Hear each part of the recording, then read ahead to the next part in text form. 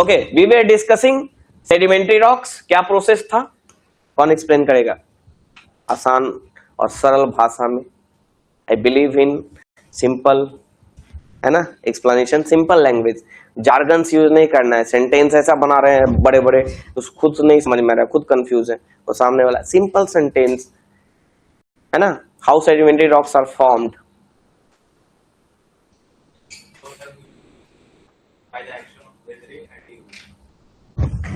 Term तो सबसे पहले ये यूज करेंगे कि sedimentary rocks are formed by two process, sedimentation and lithification, sedimentation and lithification. अब उसमें फिर एक्सप्लेन करेंगे sedimentation includes formation of sediments and deposition of sediments layer by layer, that is called sedimentation. What is lithification? Lithification includes two process, again two process, first compaction and second is cementation. भाई की terms अगर आपके पास है, की words है, तो फिर आपको बहुत ज्यादा सेंटेंस फॉर्मेशन की जरूरत होती ही नहीं।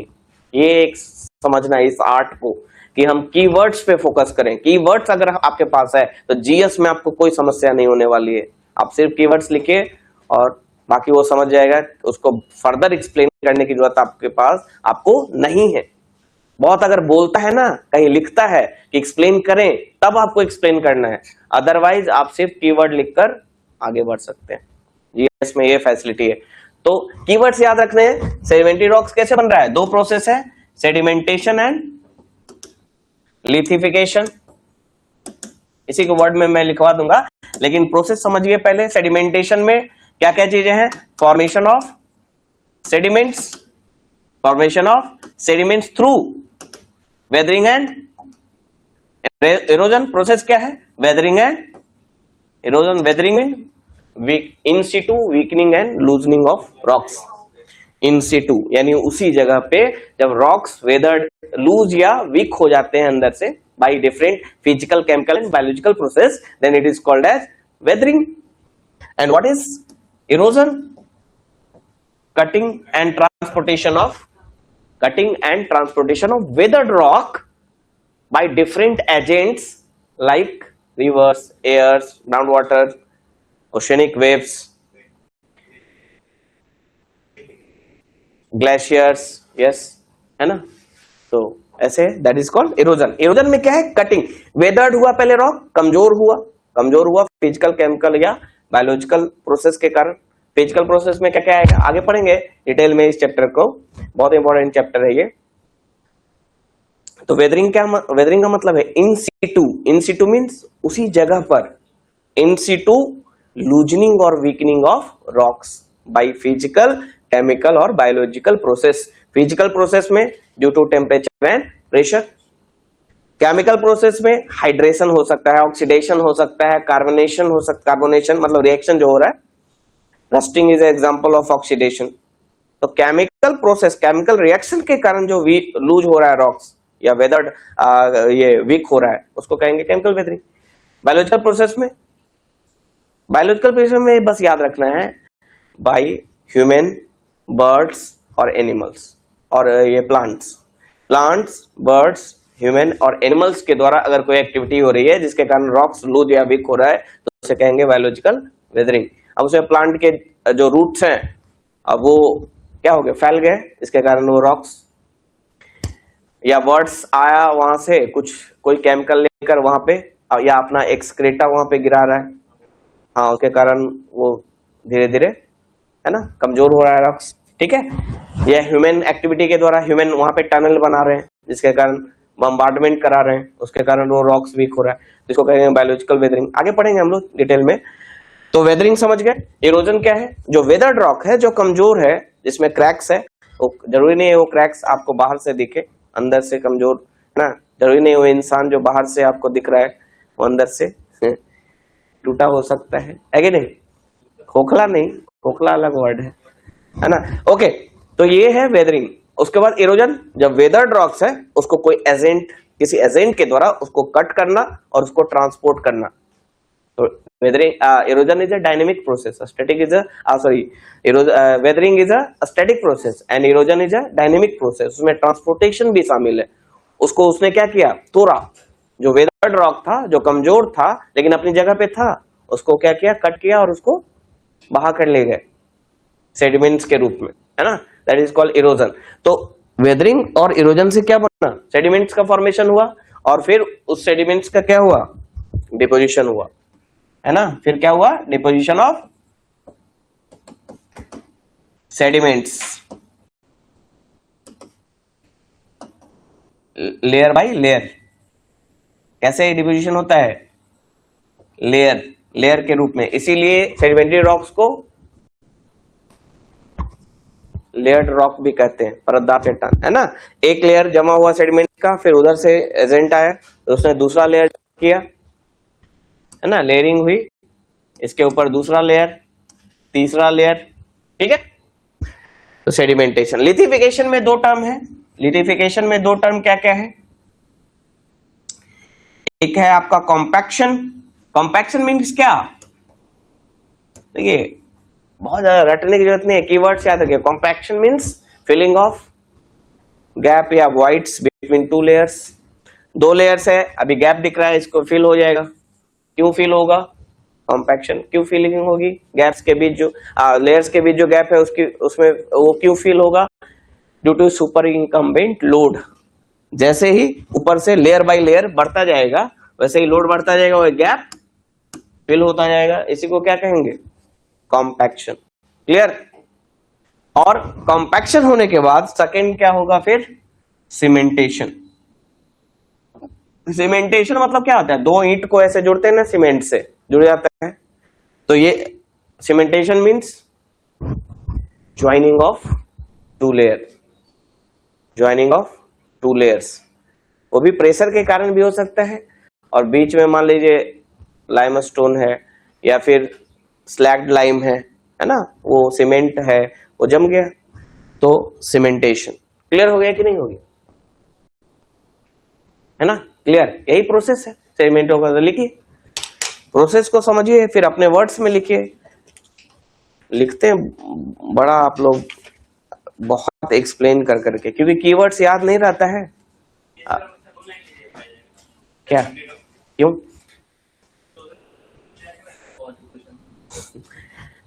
हाँ, लो लाइन क्या मतलब, जैसे यहाँ पे, यहाँ से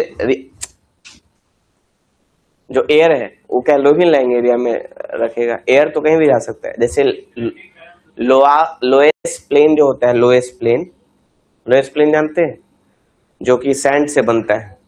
कोई गड्ढा है, उस पर सैंड जाकर जमा हो गया, एयर उसको लेकर आया। गाँव में नहीं देखते हैं, कहीं पे सैंड जमा हो जाता है, हवाएं चलती हैं, पवने, और पवने अपने साथ एयर जो है सैंड्स को बहा कर लाता है और कहीं पे जमा कर देता है। तो ऐसे जो वास्ट प्लेन होता है, जो सैंड्स के डिपोजिशन से बनता है, deposition by the air winds, तो उसको कहते हैं लोएस्ट प्लेन। और ऐसा एक बहुत बड़ा प्लेन है चीन में, सबसे बड़ा दुनिया का लोएस्ट प्लेन। भारत में भी है ना, अरावली के इस साइड पंजाब का जो वेस्टर्न पार्ट है लोएस्ट प्लेन है, वो लेस फर्टाइल है क्योंकि वो सैंड से बना हुआ है, सैंड। तो वो कहाँ पे low lying area, low lying area obviously deposition कहाँ होगा, लो लाइंग एरिया में होगा ना, तो वो तो कॉमन सेंस है। डिपोजिशन कहाँ होगा, लो लाइंग एरिया, वहीं पे डिपोजिट होगा। और फिर वो डिपोजिशन के कारण आगे बताएंगे क्यों होता है ऐसा, क्यों डिपोजिशन होता है, कहीं पे क्यों कटिंग होती है, उसको कहा जाता है बैलेंसिंग। नेचर का ना, नेचर का नेचर है बैलेंस करना। कहीं पे अगर गड्ढा है तो उसको भरेगा वो, और कहीं पे ऊंचा है, पहाड़ है, तो वो कट होगा। अल्टीमेटली बैलेंस करना ही नेचर का नेचर है ना, बैलेंस करना। तो इस ये चीजें, ठीक है। तो लिखिए आप, इसमें हेडिंग दे दिए हैं आप, सेडिमेंट्री रॉक्स। देखिए समझ गए तो उसके बाद लिखना बहुत ही आसान होगा, है ना। कोई भी सब्जेक्ट, ऐसा नहीं ज्योग्राफी में बोल रहा हूँ, किसी भी सब्जेक्ट को पहले समझिए, पूरा उसको उतार लीजिए अपने, उसमें पिक्चर बना लीजिए, उसके बाद लिखना बहुत ही आसान हो जाए। उसके बाद फिर कीवर्ड्स यूज करना है। अगर इंग्लिश आपके वीक है तब भी आप अच्छा आंसर लिख पाएंगे। सिर्फ कीवर्ड यूज तो करना है, कौन सा बहुत बड़े सेंटेंस बनाने हैं, सिंपल इंग्लिश यूज करना है। जिसको सिर्फ पास्ट टेंस, प्रेजेंट टेंस और फ्यूचर टेंस इसका भी ज्ञान होगा ना, ट्रांसलेशन करने का, वो भी अच्छा आंसर लिख सकता है ना। सिविल सर्विसेज में, जीएस में आपकी इंग्लिश नहीं चेक होती है, हाँ एसए में जरूरी है लैंग्वेज। ऐसे के लिए जरूरी है। चलिए क्या लिखा आपने? कुछ नहीं, स्टार्ट करते हैं। लिखिए the word sedimentum, sedimentum, the word sedimentum means, the word sedimentum means settling, settling, settling, बैठना, बैठ जाना, settling, settling of, settling down, settling down, full stop, settling down, settling down means, ये देखते हैं कभी कोई कीचड़ लेकर आए, घर पे लाए कीचड़, कभी नहीं लाए, होली होली में लेकर आते हैं हम लोग, है ना, दूसरे पे डालने के लिए, कुछ देर उसको छोड़ दें, हाँ, जो सेडिमेंट्स होंगे वो नीचे सेटल डाउन हो जाएंगे, उसी से वर्ड बना है सेडिमेंटम, है ना, सेडिमेंटम। तो सेडिमेंटम का मतलब वहीं से वर्ड आया सेडिमेंट्री रॉक्स। लिखिए, लिखिए the rocks form, the rocks form on the surface of earth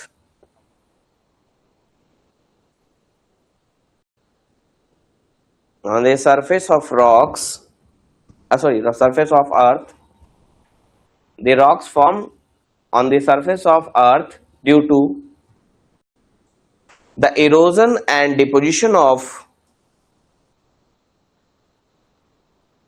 the erosion and deposition of, यही सिंपल एक ये डेफिनेशन है, deposition and erosion and deposition of igneous and metamorphic rocks, igneous and metamorphic rocks are known as sedimentary rocks.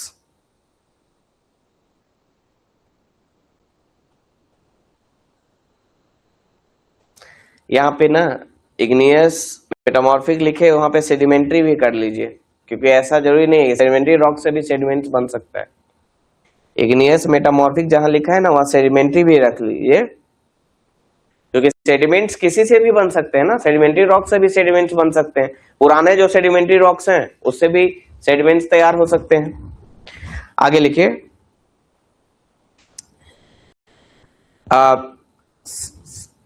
sedimentary rocks are layered or a stratified rock.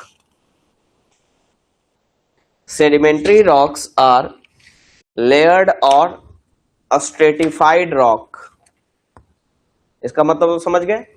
Process आपके दिमाग में है तो ये चीजें ध्यान देंगी। लेयर्ड और स्ट्रेटिफाइड, स्ट्रेटिफाइड मीन्स वही लेयर ही होता है, हाँ, strata, stratified, having layer, stratified, जिसको अलग अलग किया जा सकता है, स्ट्रेटिफाइड रॉक। देखिए, organic matter also plays important role in the formation of sedimentary rocks. Organic matters also plays important role in the formation of sedimentary rock. Organic matters also plays important role in the formation of sedimentary rocks. Those sedimentary rocks which contain fossils, those sedimentary rocks which contain fossils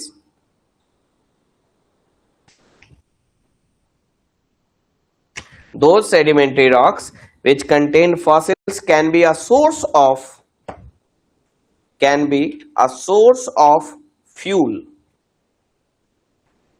can be a source of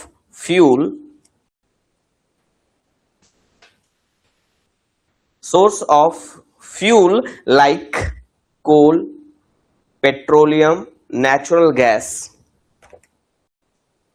Coal, petroleum, natural gas.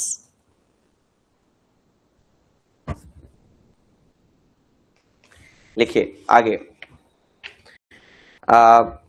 सबसे पहले ना formation देख लेते हैं। लिखिए, heading दीजिए formation of sedimentary rocks, और ये फ्लो चार्ट बना लीजिए पहले। Formation of sedimentary rocks, formation of sedimentary rocks.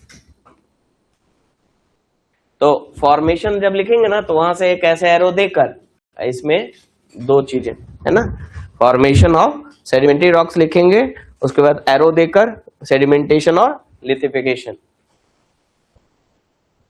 Flow chart से क्या होगा कि प्रोसेस आपके दिमाग में रहेगा, बना लिए हमने, अच्छा ऊपर ही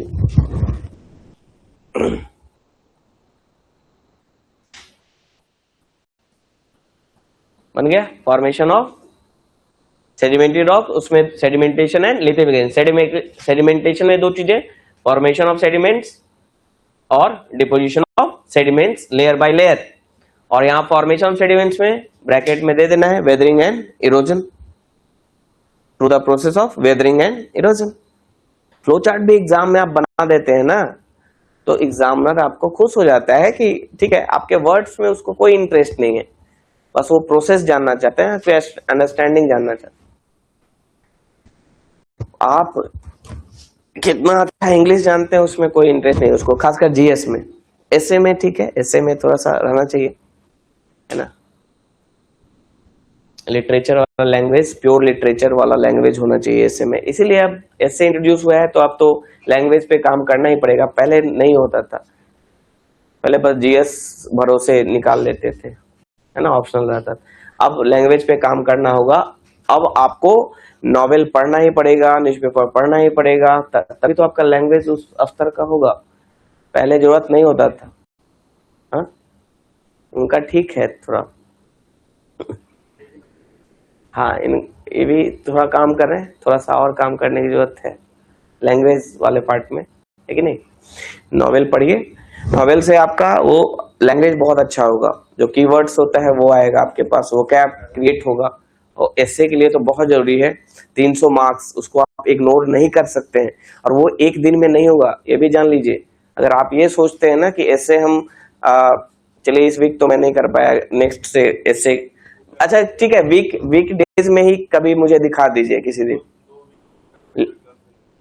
अच्छा संडे को वो मीटिंग ठीक है होगा, और नहीं अगर सैटरडे को मुझे समय मिले तो बीच में ही किसी, जैसे मैंने दिया है टॉपिक, जिन्होंने भी लिखा है मुझे अलग से भी दिखा दीजिए आकर, फिर मैं टॉपिक दे दूंगा किसी दिन क्लास में, उसमें लिख कर लाइएगा, और 1-to-1 सजेशन दे देंगे है ना, जैसे आप लिख कर लाएंगे तो वो ज्यादा बेटर रहेगा, तब मुझे पता रहेगा आप क्या लिख रहे हैं।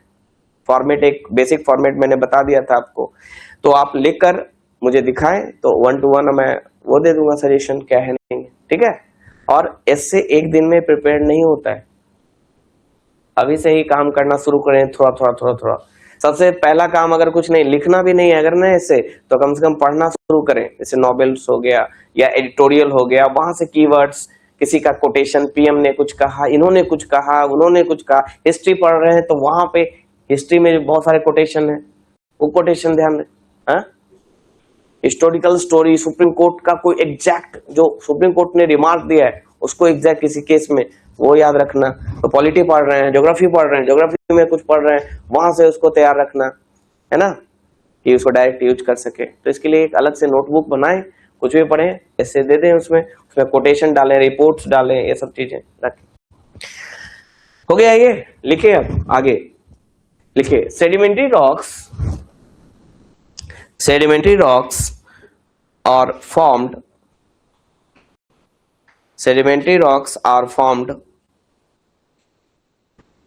by the process of, अब इसी को वर्ड में थोड़ा सा एक्सप्लेन कर देना है, by the process of sedimentation and lithification।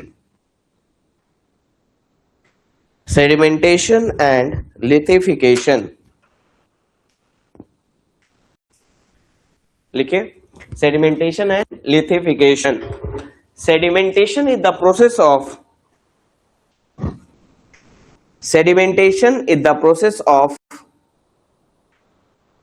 formation of sedimentary rocks,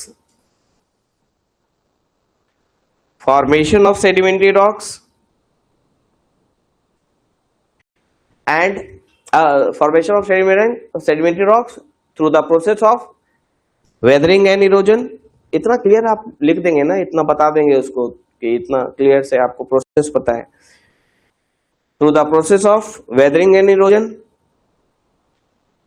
process of formation of sediments through weathering and erosion and its deposition layer by layer, and its deposition layer by layer.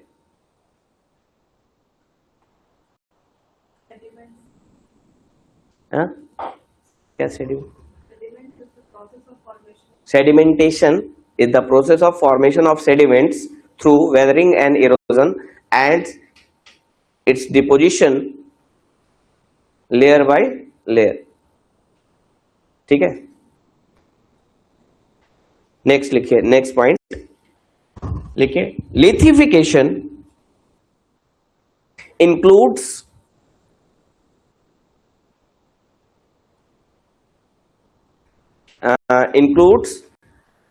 compaction and cementation. compaction and cementation वही उसी को मैं simple word में लिख रहा हूं, कोई अलग तो नहीं है, जो फ्लो चार्ट है ना. Compaction and cementation. आगे लिखिए, compaction is the process of pressing or crushing material. Compaction is the process of pressing or crushing material. Pressing or crushing material to increase its density. To increase its density. Density increase कर रहे हैं यानी volume कम कर रहे हैं. Volume का मतलब gap जो है उसको फिल कर रहे हैं एक तरह से. Increase its density bye reducing the empty space. Increase its density by reducing the empty space between its particles.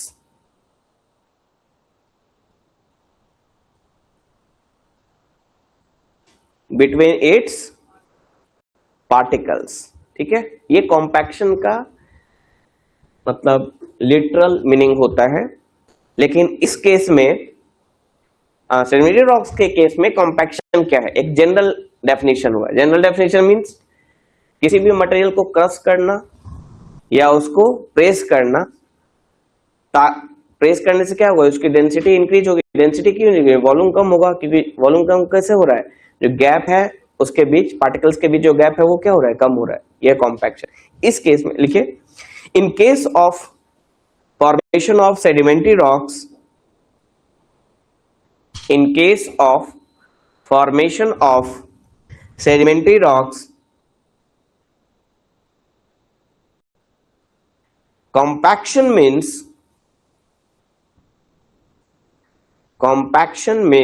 the process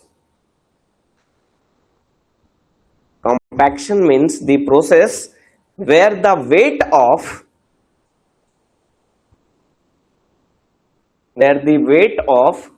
compaction is means the process where the weight of overlying sediments यानी ऊपर जो sediments है, overlying sediments presses deeply buried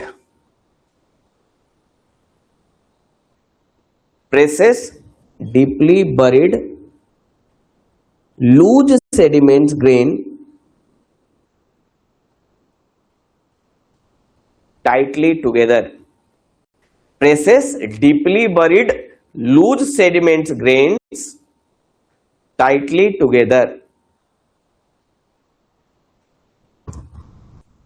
Presses deeply buried loose sediment grains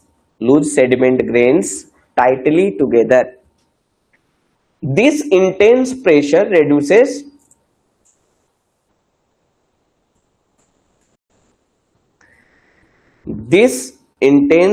reduces pores a space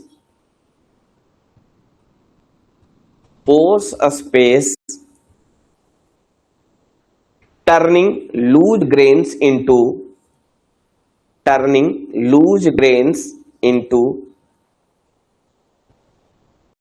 solid sedimentary rocks.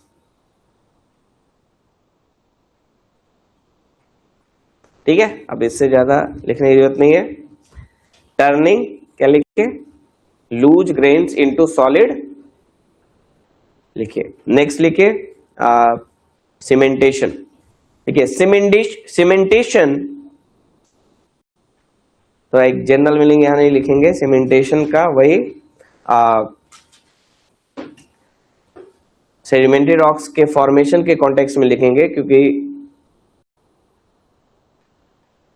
लिखिए क्या लिखे, cementation is the final stage of formation of sedimentary rocks. Cementation is the final stage of the formation of sedimentary rocks or lithification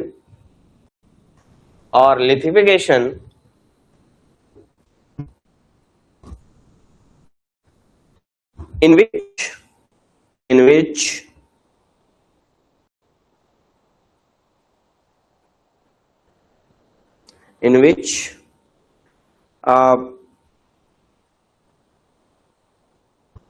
the minerals like calcite mean जैसे CaO है या कोई भी है, slaked lime है, quicklime है, या calcium carbonate है CaCO3, उसको कैल्साइट कहेंगे। Minerals like calcite comma silica और iron oxide, minerals like calcite, silica और आयरन ऑक्साइड get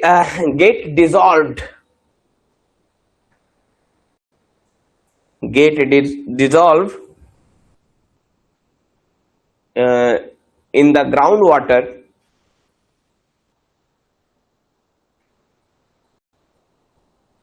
एक minute, precipitate out of solution, यानी इसमें क्या हो रहा है, जो डिसॉल्व था पहले से वो प्रेसिपिटेट आउट हो रहा है, तो इसको ऐसे लिखेंगे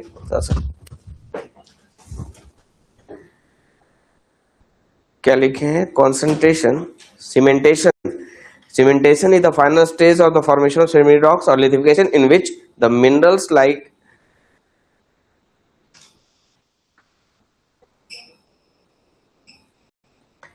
इसमें थोड़ा सा यहाँ पे चेंज कीजिए, इन विच डिसॉल्व्ड मिनरल्स लिखिए इसको चेंज कीजिए, डिसॉल्व्ड मिनरल्स के पहले डिसॉल्व लिखिए, dissolved minerals like calcite, silica and iron oxide, dissolved minerals like calcite, silica and iron oxide, and कर दीजिएगा उसको, and iron oxide precipitate out of solution, वो काट दीजिए जो आगे लिखे, dissolved minerals like calcite, silica and iron oxide precipitate out of solution,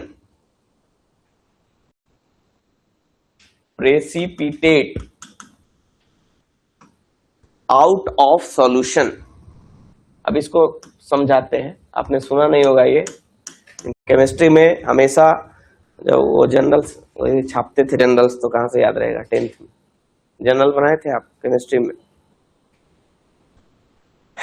नहीं बनाए थे?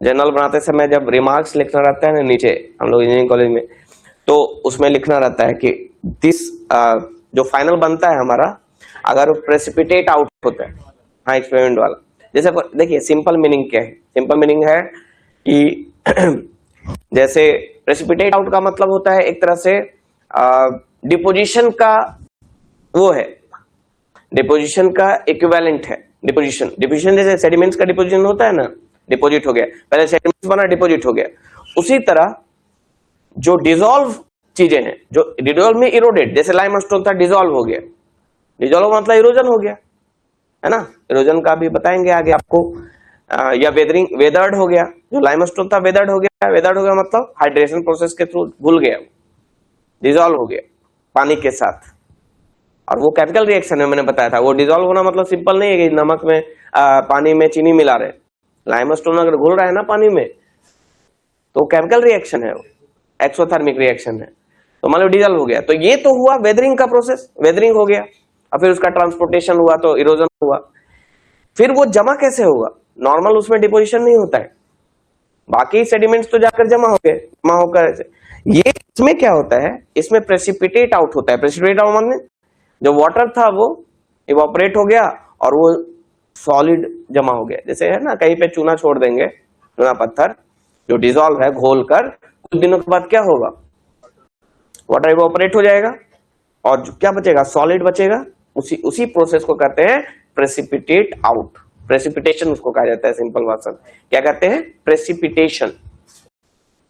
कहीं कहीं चूना ऐसे बरसात में टपकता रहता है और उसके साथ चूना भी घुलकर टपकता रहता है कभी कभी, और फिर वो जम जाता है तो ऐसे सूखा हुआ पपड़ी टाइप का वो लटका रहता है छत से या कहीं से, वो क्या है, क्या है वो, वही है प्रेसिपिटेट आउट ऑफ सॉल्यूशन।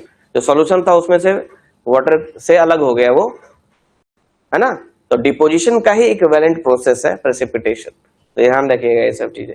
तो केमिस्ट्री वाले उसमें यूज होता था प्रेसिपिटेशन। प्रेसिपिटेशन मीन कोई सॉल्यूशन है, डिसॉल्व सॉल्यूशन, और उसके बाद क्या हुआ, वो सॉल्यूशन से बाहर निकल चुका है ना, precipitate out of solution process को कहते हैं प्रेसिपिटेशन, जम गया। तो वहां भी क्या है, मैंने क्या बताया कि पहले क्या हुआ, कॉम्पैक्शन, यानी गैप जो है वो फिल हो गए। अब बीच में मान लीजिए कोई चूना कैल्साइट है या आयरन, वो क्या है, डिसॉल्व। डिसॉल्व क्यों है, ग्राउंड वाटर के कारण।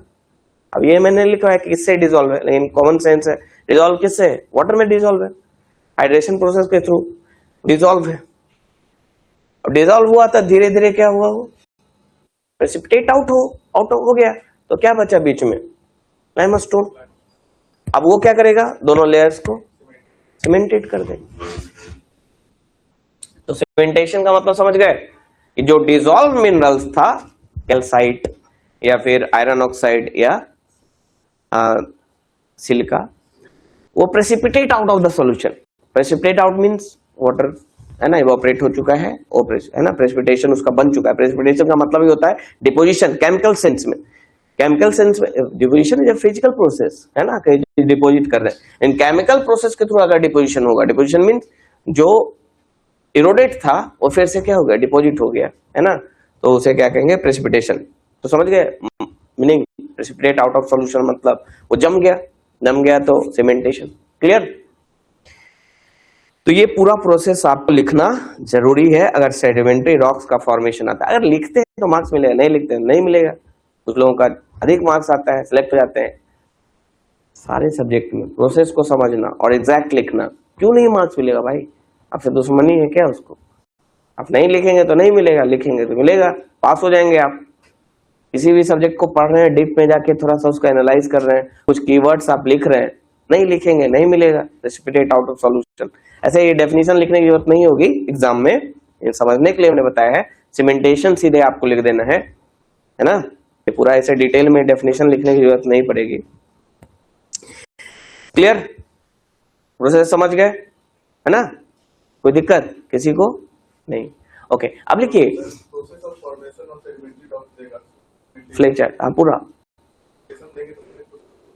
नहीं, जरूरत ही नहीं, मतलब तो आपके समझाने के लिए मैं बता रहा हूँ, वो समझ रहा है वो सारी चीजें। कीवर्ड्स आपने यूज किए क्योंकि उतना स्कोप नहीं होता है, उतना टाइम और वर्ड लिमिट नहीं है हमारे पास। अगर 38 मार्क्स में पूछ दे, जो कि पॉसिबल नहीं है कि 38 मार्क्स में आपको सेडिमेंट्री रॉक्स का फॉर्मेशन पूछे, तब तो लिखिए जितना लिख सकते हैं, पूरा समझाइए डिटेल में, लेकिन वो पॉसिबल नहीं पूछता है। वैसे जनरली शॉर्ट में पूछेगा आपको, शॉर्ट में चांसेस होता है पूछने का। सेडिमेंट्री रॉक्स पूछ दिए, अब मान लीजिए नहीं भी फॉर्मेशन पूछा है, सेडिमेंट्री रॉक्स पूछा है शॉर्ट्स में, शॉर्ट क्वेश्चन में 8 या 7 मार्क्स में, तो फ्लो चार्ट बना दीजिए फॉर्मेशन का, है ना। शॉर्ट नोट्स क्या होता है, वो तो जनरल क्वेश्चन होता है, जनरल डिस्कशन का क्वेश्चन होता है, उसमें आप फ्लो चार्ट बना दीजिए, सिर्फ की टर्म्स आप दिखा दीजिए कि हमको पता है कैसे होता है। और अगर सिर्फ पूछ रहा है explain the process of sedimentary rocks, तो फिर उसको एक एक पॉइंट को एक्सप्लेन कीजिए। अब सीमेंट अगर आपके वर्ड्स पे डिपेंड करता है, अगर 38 मार्क्स का है तो पूरा डिफाइन कीजिए, नहीं है तो सीधे लिख दीजिए सेडिमेंटेशन, और इससे होता है थोड़ा सा वर्ड, कीवर्ड जहां पे यूज करने का स्कोप है ना, अब इसी में भी कीवर्ड्स यूज कर सकते थे आप सीमेंटेशन में, कि डिजॉल्व मीन, बस शॉर्ट में, जैसे मैंने पूरा सेंटेंस लिखा है ना, आप सीधे क्या लिखेंगे, dissolve minerals get precipitate out of solution, कदम। तो देखिए कि कहां पे कीवर्ड्स है, उस पे फोकस कीजिए। चलिए अब लिखिए कैरेक्टरिस्टिक ऑफ सेडिमेंट्री रॉक्स, कुछ कैरेक्टरिस्टिक लिख लेते हैं, फिर एग्जांपल्स लिख लेंगे।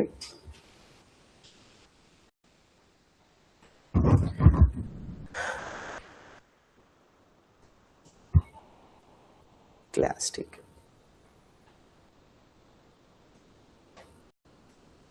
ट्रिकीनेस,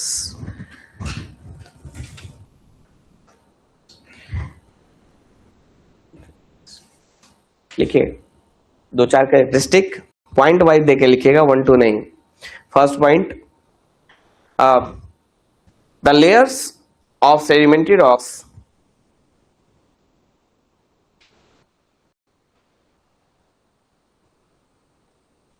the layers of sedimentary rocks are rarely horizontal, rarely यानी पूरी तरह से हॉरिजॉन्टल आपको बहुत कम ही मिलेगा, rarely horizontal, पूरी तरह से वो टिल्टेड ही होगा, थोड़ा बहुत टिल्टेड होगा, rarely horizontal and generally tilted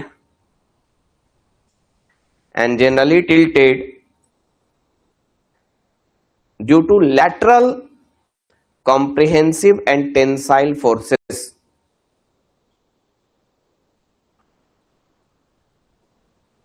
due to lateral comprehensive and tensile forces. lateral means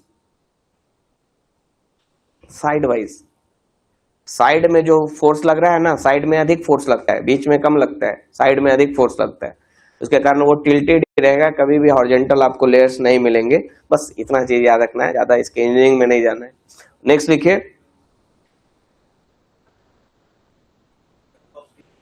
forces, tensile forces, comprehensive and tensile forces. आगे लिखिए मोस्ट ऑफ द सेडिमेंट्री, बहुत इंपॉर्टेंट फीचर है ये, most of the sedimentary rocks are permeable and porous. जहां भी sedimentary rocks दिख जाए खुश हो जाइए, वहां पे ग्राउंड वाटर रिचार्ज अच्छा होगा, परमेबल भी है और पोरस भी है, तो वहां एग्रीकल्चर की भी संभावनाएं अच्छी होंगी। Porous means retention of water, जितना पोर होंगे उतना वाटर रिटेन करेगा ना। Permeability means allowing the water to pass through the layers, passing through the layers, that is permeability. तो परमेबिलिटी होगा तभी तो एक्यूफर में ग्राउंड वाटर ज्यादा स्टोर होंगे, और पोर्स भी होने चाहिए तभी तो ज्यादा स्टोर होंगे, तो परमेबल भी होता है, पोरस भी होता है। नेक्स्ट लिखिए द रिवरिन मतलब रिवर्स के द्वारा लाए गए, riverine RIVERINE, the riverine sedimentary rocks develop cracks, the riverine sedimentary rocks develop cracks when exposed to the sun. Riverine sedimentary rocks develops crack when exposed to the sun.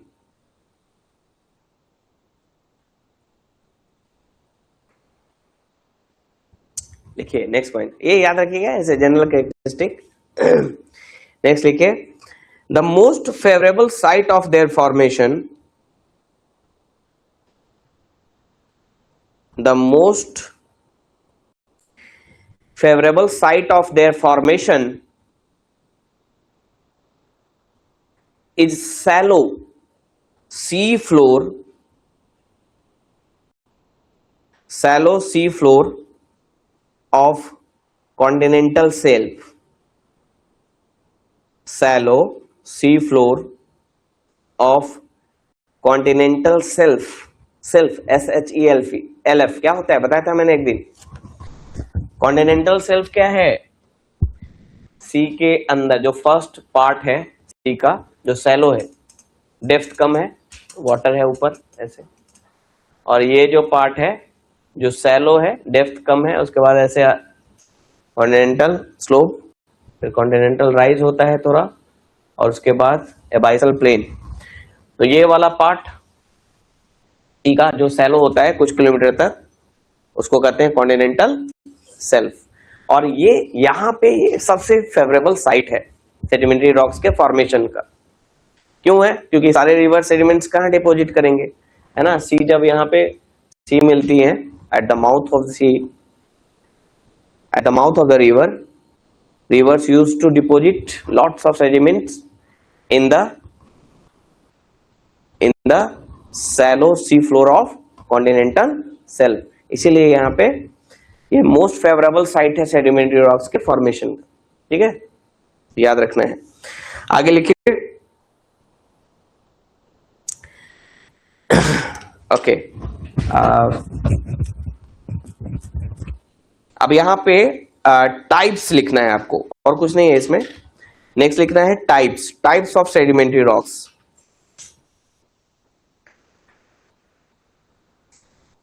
Types of sedimentary rocks, तो लिखिए on the base. Yes,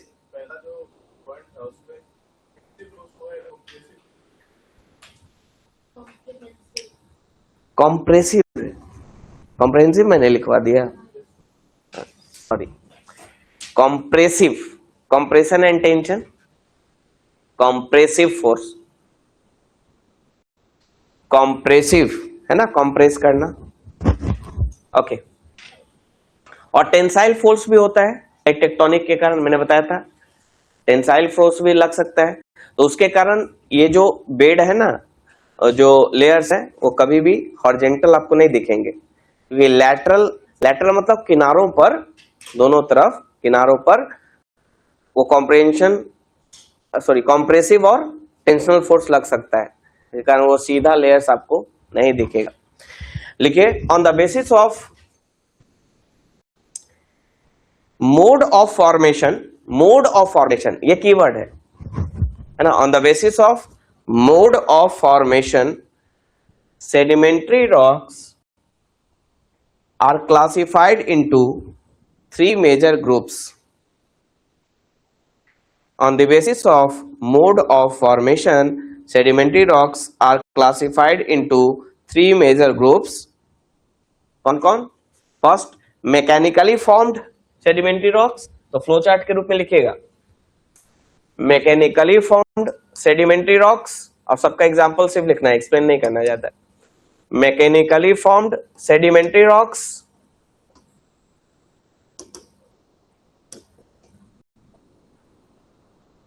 second chemically formed sedimentary rocks, and third organically formed,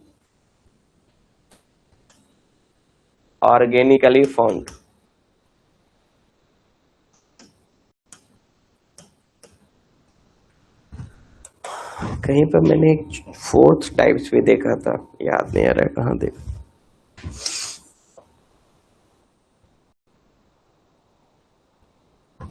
इसको क्या कहते हैं, कौन सा cycle? नहीं, rock cycle नहीं है।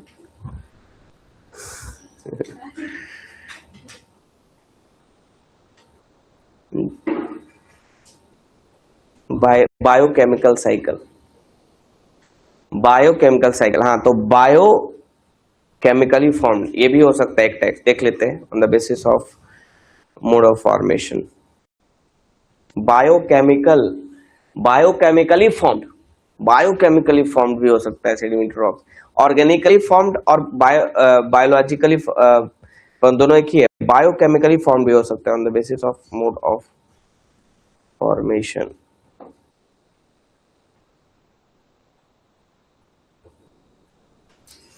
कहाँ देखता था, इतना पढ़ता हूँ मैं, सोर्स ही करके भूल जाता हूँ, और लिख लेना चाहिए, कहीं लिखा था मैंने, पता नहीं कहाँ लिखा था। दूसरा डायरी है ना, उस क्लासिफिकेशन ऑफ। तो मैं जब आर्टिकल्स पढ़ता हूँ ना, जो कहीं रिसर्च पेपर या कहीं भी है, तो उसमें टर्म्स मिलते हैं मुझे ज्योग्राफी से रिलेटेड, तो मैं लिखता हूँ पढ़ाने के समय मैं उसको यूज कर लूँ, ताकि है ना कुछ नया कुछ पूछे तो। क्लासिफिकेशन ऑफ सेडिमेंट्री रॉक्स, वो जनरल किताबों में नहीं मिलता है वो चीजें, तो लिख लेता हूँ उसको मैं। हाँ, क्लास्टिक, केमिकल और बायोलॉजिकल। बायोकेमिकल भी हो सकता है, मैकेनिकली। हाँ, ये याद रखना है कि इसको मैकेनिकली फॉर्म को, हाँ यही वर्ड मैंने पढ़ा था आर्टिकल्स में, तो नया मुझे लगा clastic. Mechanically formed sedimentary rocks को क्लास्टिक सेडिमेंट्री रॉक्स भी कहते हैं, प्लास्टिक नहीं, क्लास्टिक।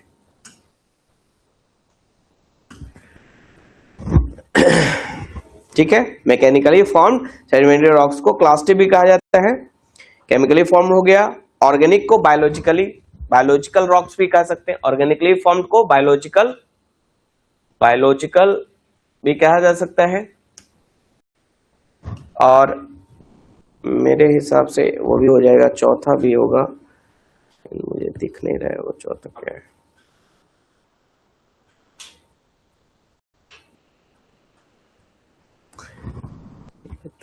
बायोकेमिकली फॉर्म्ड, ऐसा है क्या? क्योंकि मैंने टर्म कहीं ना कहीं देखा है, बायोकेमिकली फॉर्म्ड।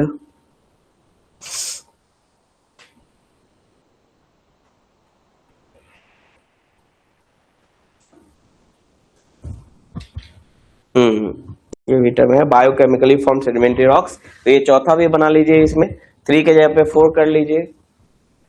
बायोकेमिकली, देखिए ये जनरल नहीं मिलेगा आपको बुक्स में, ये क्लासिफिकेशन 3 ही क्लासिफिकेशन, लेकिन ठीक है, चौथा अगर है कहीं, मैंने पढ़ा कहीं, यानी है कहीं पढ़ा है तो एग्जिस्ट करता है, बायोकेमिकली फॉर्म्ड। अब क्या होता है उसको थोड़ा समझ लेंगे। बायोकेमिकली फॉर्म्ड,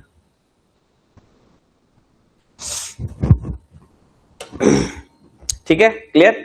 अब एक एक दो लाइन सबके बारे में लिखेंगे। सबसे पहले लिखिए मैकेनिकली फॉर्म्ड सेडिमेंट्री रॉक्स, जल्दी लिखिए। मैकेनिकली फॉर्म्ड सेडिमेंट्री रॉक्स या क्लास्टिक, उसे ही कहा जाता है क्लास्टिक सेडिमेंट्री रॉक्स।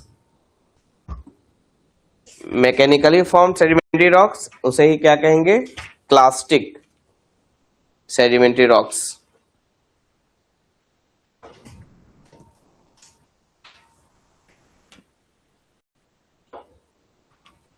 ओके, लिखिए clastic sedimentary rocks, clastic sedimentary rocks are formed from the accumulation and cementation of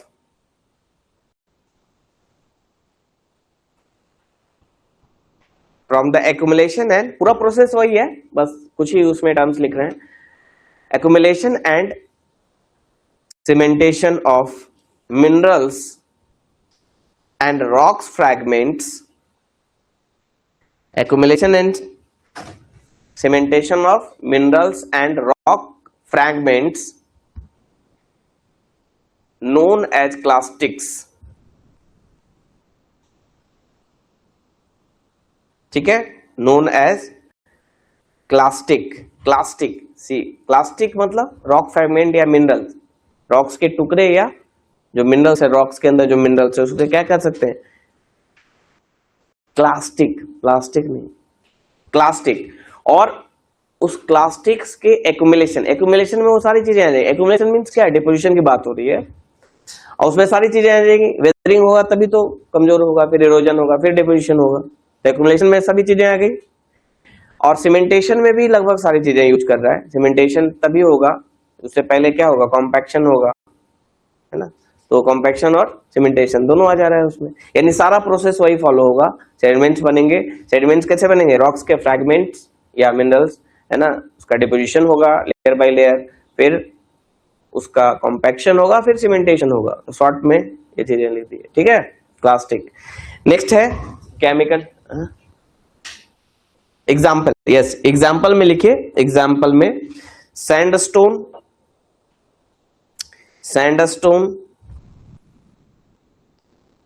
loess, ये लोएस, वही लोएस प्लेन जो मैंने बोला। लोएस मींस मिट्टी होता है, वो स्टोन नहीं है, एक मिट्टी है, कठोर मिट्टी जो सैंड से बना है। सैंड्स के डिपोजिट होने से, उसके कॉम्पैक्शन से, है ना। जैसे कैसे हम प्लेन बोलते हैं, तो प्लेन में एलुवियल सॉइल है ना, ब्लैक सॉइल है, लेटराइट सॉइल है ना। और वही सॉइल जब बहुत जम जाएगा, कॉम्पैक्ट होगा, तो वही क्या बन जाएगा, रॉक्स बन जाएगा। तो लोएस्ट रॉक जो होता है, लोएस्ट स्टोन या लोएस्ट रॉक बोलते हैं इसे, ये कहाँ पे पाया जाता है, ये पाया जाता है लोएस्ट प्लेन में, है ना। और ये भी सेडिमेंट्री रॉक है जो कैसे बना है, मैकेनिकली फॉर्म्ड है, क्लास्टिक है। तो लोएस्ट हो गया। उसके बाद एक होता है सेल, जहां से सेल गैस प्राप्त होता है, सुना है आपने, US is the US has highest reserve of shale gas. Shale, shale सुना है, shale, shale is a type of sedimentary rocks.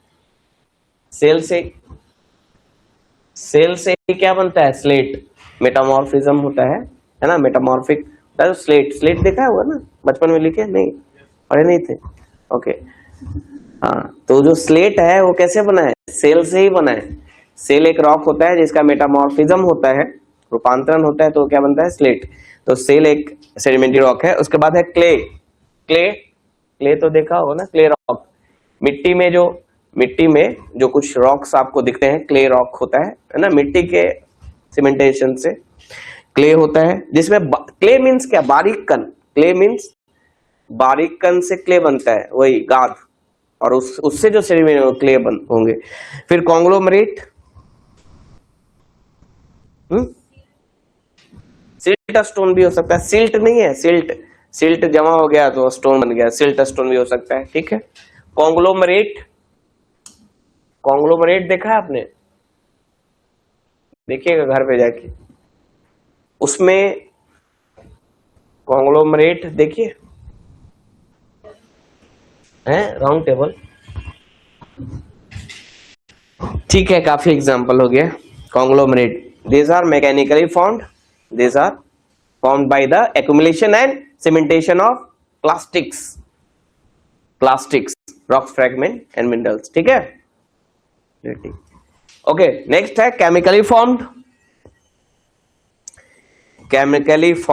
कैसे बनेंगे ये, खुद बताइए, पहले सोचिए, और उसके बाद फिर हम लोग उसको देखेंगे, मिलाएंगे। ऑक्सीडेशन, हाँ, केमिकल फॉर्मेशन, जैसे कि उसमें देखिए, उसमें वेदरिंग और इरोजन भी केमिकली हो रहा है, केमिकल वेदरिंग हो रहा है। केमिकल वेदरिंग में क्या होता है, ऑक्सीडेशन, हाइड्रेशन, कार्बोनेशन, कार्बन से रिएक्शन कर गया, ऑक्सीजन के साथ रिएक्शन हो गया, उसमें सेडिमेंट्स भी वैसे बनेगा, और डिपोजिशन भी कैसा होगा, प्रेसिपिटेशन से, प्रेसिपिटेट आउट होगा उसमें, यानी जो भी इरोजन या डिपोजिशन होगा वो कैसा होगा, केमिकली होगा, तो उसे कहेंगे केमिकली फॉर्म। तो इसका डेफिनेशन अगर लिखना हो तो लिखिए, कैसे डिफाइन करेंगे, लिखिए, chemically formed igneous sedimentary rocks are created, chemically formed sedimentary rocks are created when dissolved minerals, वही था ना, इरोजन वेदरिंग कैसे हुआ, डिसोल्यूशन के कारण। डिसॉल्व मिनरल्स, जैसे लाइमस्टोन घुल के ट्रांसपोर्ट हुआ इरोजन, और फिर जाकर प्रेसिपिटेट आउट हो गया, तो डिपोजिशन, फिर एक लेयर, दो लेयर कॉम्पैक्ट हो गए, है ना। तो क्या लिखा आपने, when dissolve minerals in water, कहां डिसॉल्व होंगे, वाटर में ही, precipitate out of a solution, precipitate out of a solution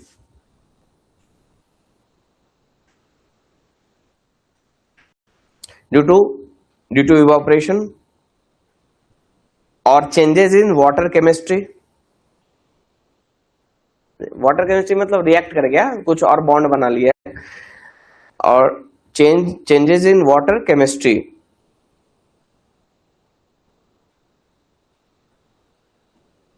ठीक है, समझ गए ना, केमिकली हुआ, जो भी चीजें हुई केमिकली हुई। तो वेदरिंग और इरोजन भी क्या हुआ, इरोजन मतलब तो कटिंग और ट्रांसपोर्टेशन होता है, बहा कर ले जाना, लेकिन वेदरिंग कैसे हुआ, केमिकली हुआ, डिसॉल्व होकर हुआ, है, नॉर्मल तरीके से नहीं हुआ, टूटने से नहीं हुआ। तो दो टर्म यूज होता है, आगे हम लोग पढ़ेंगे। एक होता है डिसइंटीग्रेशन और दूसरा डिकम्पोजिशन। तो केमिकली जब होता है तो उसे कहते हैं डिकम्पोजिशन ऑफ रॉक, और फिजिकली मैकेनिकली जब होता है तो उसे कहते हैं डिसइंटीग्रेशन ऑफ रॉक।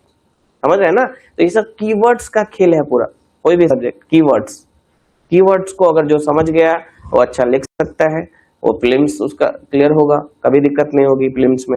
जो कीवर्ड समझता हो, कहाँ पे कौन सा वर्ड यूज होता है, किस प्रोसेस को कहाँ पे यूज करते हैं।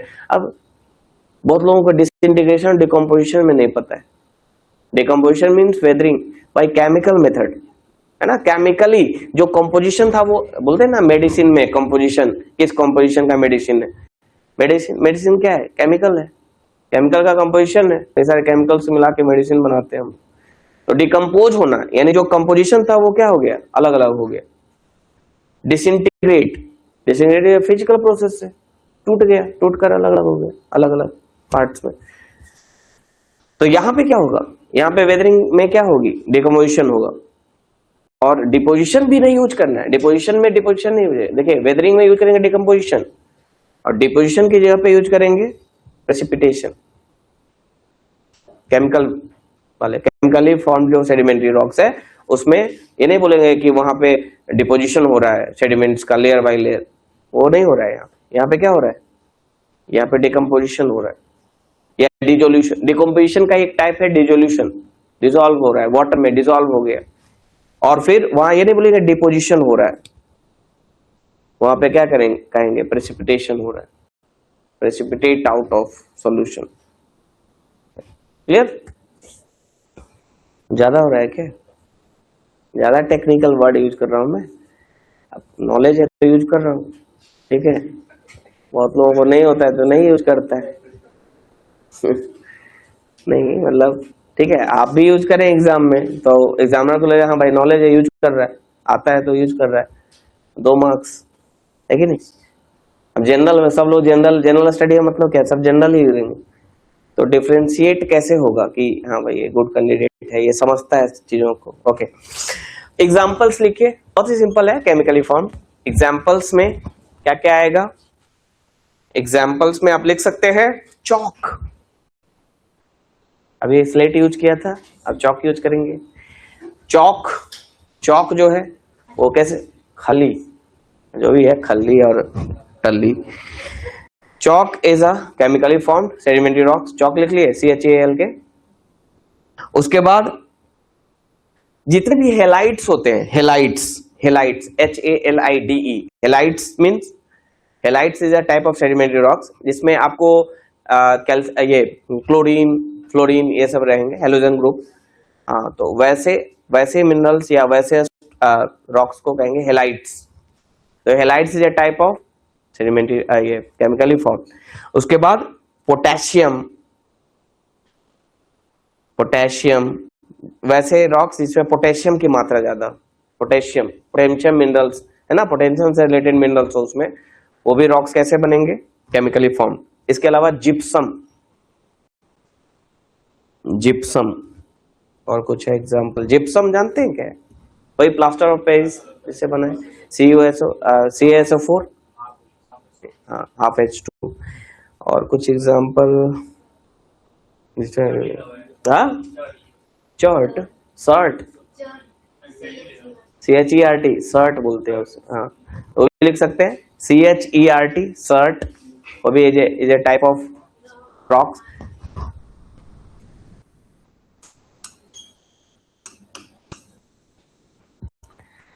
देखिए हेलाइट्स का एग्जांपल क्या है? नमक होटा का नाम, देश का नाम, हाँ जो भी हो, विदेश का नमक नहीं होता है, वो भी तो हम तो ज्योग्राफी पढ़ रहे हैं ना, है ना। तो विदेश का नमक भी हो सकता है, वो भी किसका एग्जांपल? हेलाइट्स में आएगा ना, वो हेलाइट्स NaCl है ना, CuCl ये सब। ओके ठीक है, तो these are chemically form. Next लिखिए ऑर्गेनिकली फॉर्म्ड, इसे बायोलॉजिकल भी कह सकते हैं। ऑर्गेनिकली फॉर्म्ड, ऑर्गेनिक फॉर्म, और देखिए याद रखिए ऑर्गेनिकली फॉर्म्ड इग्नियस रॉक्स का सेडिमेंट्री रॉक्स का मतलब है कि उसमें फॉसिल्स का रोल हो उसके फॉर्मेशन में। अभी लिखवाया था ना कि ऑर्गेनिक मैटर या फॉसिल्स का भी रोल होता है। पिछला एक लाइन लिखवाया था ना, organic matter also plays important role in the formation of sedimentary rocks. तो अगर ऑर्गेनिक मैटर्स का रोल होगा, ऑर्गेनिक मैटर कैसे बनते हैं, मैंने बताया था फॉसिल्स के डिकम्पोजिशन से। फॉसिल्स जब डिकम्पोज होता है बाय एरोबिक और एनारोबिक बैक्टीरिया, तब वो बनते हैं ऑर्गेनिक मैटर। और अगर ऑर्गेनिक मैटर्स का रोल है सेडिमेंट्री रॉक्स के फॉर्मेशन में, यानी उसके लेयर्स के बीच में फॉसिल्स हैं, ऑर्गेनिक मैटर है, तो उसे कहेंगे organically formed sedimentary rocks. For example, अच्छा पहले इसका डेफिनेशन लिखिए, इसको क्या लिखिए डिफाइन कैसे करेंगे, लिखिए these rocks are formed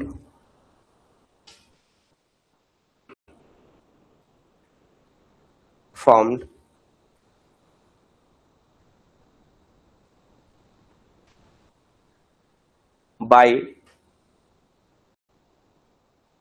forms from लिखिए from the accumulation, compaction and lithification of form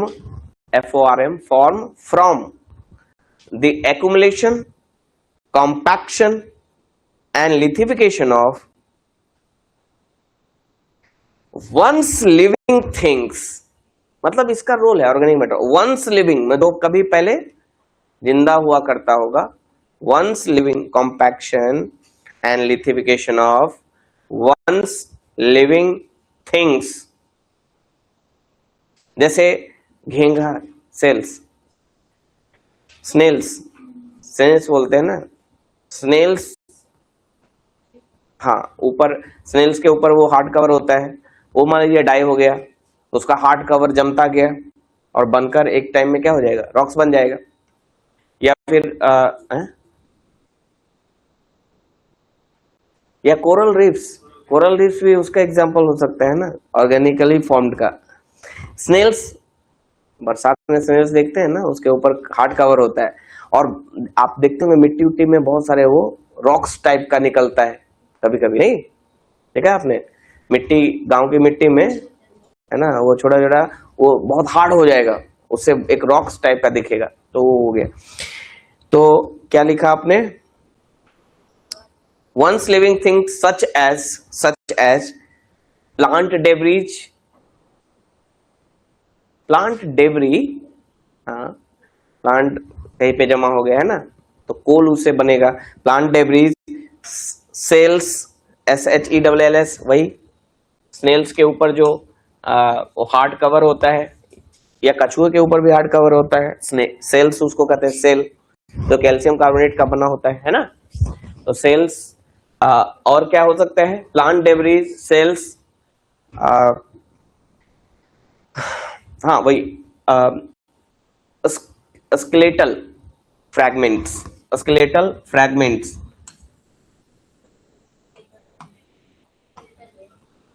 रे क्या होता है, स्केलेटल फ्रैगमेंट्स है ना, कोई जैसे भैंस है, हाँ उसका वो सिंग, या फिर कुछ भी किसी की हड्डी, ये सब जमा हो जाएगी है ना, फिर एक्युमुलेशन होगा, सीमेंटेशन होगा है ना, डिकम्पोजिशन होगा पहले, फिर एक्युमुलेशन होगा, स्केलेटल ये होगा। लिखिए एग्जाम्पल्स में क्या क्या हो सकते हैं, कोल बनता है, लाइमस्टोन भी इसका एग्जाम्पल है, कोल, लाइमस्टोन, पीट ऐसे तो कोयले का ही टाइप बोलते हैं, लेकिन पीट होता है अलग। ये पीट is a type of sedimentary rocks, ऐसे बहुत लोग उसको कोल में ही काउंट करते हैं। कोल में बहुत सारे होते हैं ना, कोल, एंथ्रासाइट, बिटुमिनस, लिग्नाइट, पीट को भी रखता है, लेकिन पीट इज अ डिफरेंट थिंग, जंगल उंगल में ये होता है पीट क्या होता है, पीट सॉइल भी है, पीट सॉइल भी बनता है, हाँ पीट, लेकिन कोयला एग्जैक्ट नहीं है वो, this is a type of sediment very similar to coal but it is different from coal, है ना। तो पीट याद रखेंगे, कोल है, लाइम हैं? हाँ, लेयर बाय लेयर काट के केक की तरह। हाँ, तो पीट सॉइल भी होता है, पीट। हाँ, तो सॉइल है, उसमें जो रॉक्स बन गया। हाँ, नहीं, जैसे जंगल है तो जंगल में क्या होता है ना, जो डेब्रीज है, प्लांट डेब्रीज, वो जमा होते जाते हैं और जमा होते होते होते बहुत वर्षों में क्या बन जाते हैं, पीट। पीट रॉक्स भी बन सकता है, सॉइल भी। तो पीट्स को वही वहां से निकालते हैं और उसको यूज करते हैं, है ना, फ्यूल के रूप में। जहां भी ऑर्गेनिक मैटर होगा उसको आप फ्यूल के रूप में यूज कर सकते हैं। लाइमस्टोन भी है इसमें, याद रखना है, उसमें भी ऑर्गेनिक मैटर है, लेकिन उसका जो ऑक्टेन नंबर है, जो इग्निशन वैल्यू है, कम है, इसीलिए वो फ्यूल की तरह यूज नहीं होता है, लेकिन उसमें भी ऑर्गेनिक मैटर है ना, ध्यान रखना है। तो ये सारे एग्जाम्पल है, और कोई एग्जाम्पल हो सकता है?